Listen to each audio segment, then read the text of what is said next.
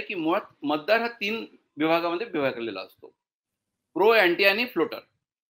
14 मध्ये फ्लोटर हा जो मतदार होता, हा मतदार पूर्णतः बीजेपी फेवर होता.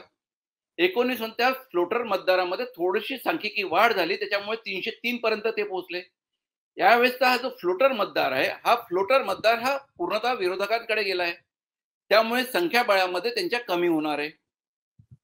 मुळात फ्लोटर हाच असा मतदार आहे जो कुठल्याही निवडणुकीचं गणित बिघडवू शकतो किंवा सुधारू शकतो. आणि त्याचमुळे, कारण यांनी जे काही 10 वर्षामध्ये विकासाचं मॉडेल वगैरे आणण्याचा प्रयत्न केला, लोकांसाठी जे काही करायचा प्रयत्न केला, असं काही जसं डिमॉनिटायझेशन सर्वस्व फसलेलं आहे, जीएसटी पूर्णत्वाने फसलंय, विकासावर कोणी बोलायला तयार नाहीये, बेरोजगारी, महागाई याच्यावर कोणी बोलायला तयार नाहीये. त्यामुळे मतदार हा अक्षरशः कंटाळला ह्या सगळ्या गोष्टीला, आणि त्यामुळे आजच्या तारखेत जो फ्लोटिंग मतदार आहे हा विरोधकांकडेच वळतोय. एवढाच फक्त फरक आहे. बाकी मतदारांचा टक्का जो आहे तो 14 मध्ये जो होता तोच आहे, फक्त फ्लोटिंग मतदार इकडून तिकडच्या पाड्यामध्ये वळलाय.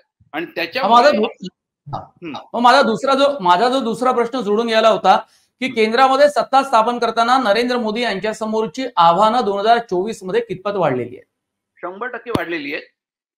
कारण काय आहे की इनफॅक्ट काऊ बेल्ट म्हणजे उत्तर प्रदेश, गुजरात, राजस्थान, मध्य प्रदेश आणि छत्तीसगड. बेसिकली त्यांचं उत्तर प्रदेश, बिहार, महाराष्ट्र, कर्नाटका आणि बेंगॉल हे जे 5 कळीचे राज्य आहेत, तिथे त्यांचा टक्का पूर्णतः कमी होतोय.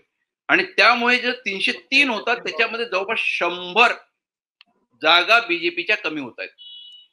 त्यामुळे एनडीएचा जर का आकडा धरला तर तो जवळपास 272 किंवा त्याच्या खाली असण्याची शक्यता नाकारता येत नाही. पण एनडीएला जर 272 मिळाले तर भाजपला किती मिळतील? भाजप 220 ते 225 मध्ये राहू शकतो. आणि महाराष्ट्रामध्ये 22 म्हणजे बीजेपी प्रणित महायुती आणि महाविकास आघाडी 28 ते 30 आणि 20 ते 22 मध्ये महायुती असेल.